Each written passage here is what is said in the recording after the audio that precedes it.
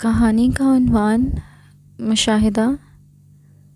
یادوں کے دریچوں سے چاہے جتنا بھی دور جھانک لوں، میں ہمیشہ سے ایک خاموش تابع انسان ہونے کے ساتھ ساتھ ایک گہرا مشاہدہ کرنے کی بھی عادی ہوں۔ میرا دل اس دنیا کے شور و گل سے پاک کسی دور دراز کے گھنے جنگلوں یا کسی سنسان بنجر زمین کے ریت کے ٹیلوں میں پایا گیا ہے۔ ایک عادت، ایک نشہ یا ایک سہارا، آپ کچھ بھی سمجھ لیجئے۔ دل ایک آزاد پنچھی ہے، اس کو آزاد ہی رکھا جائے تو بہتر ہے۔ اگر آپ اس کو کہیں قید کر دیں گے تو اس دنیا کی شیش جہت آپ پر تنگ ہوتی جائے گی۔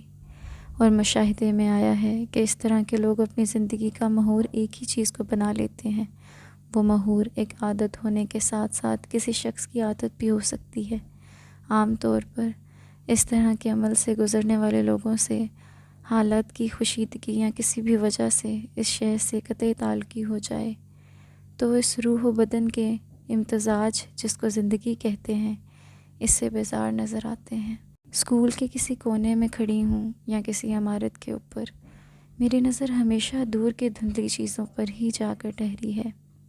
مجھے نہیں معلوم کہ میرے اس دل گمشدہ کو ان دھندلے نقوش اور نظاروں میں کیا چاہیے تھا، لیکن دل ہمیشہ ان چیزوں میں کسی حقیقت کا متلاشی رہا ہے۔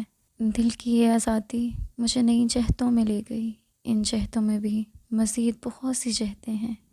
ان کی تلاش انسان کی عقل و روح کے لیے ایک المتناہی خزانہ ہے۔ اس خزانے کو بروئے کار لا کر بہت سے اور حقیقت کے رازوں سے پردہ اٹھایا جا سکتا ہے۔ از قلم نور فاطمہ طیب۔ مزید دلچسپ کہانیوں کو دیکھنے اور سننے کے لیے ہمارے چینل کو سبسکرائب کریں۔ شکریہ۔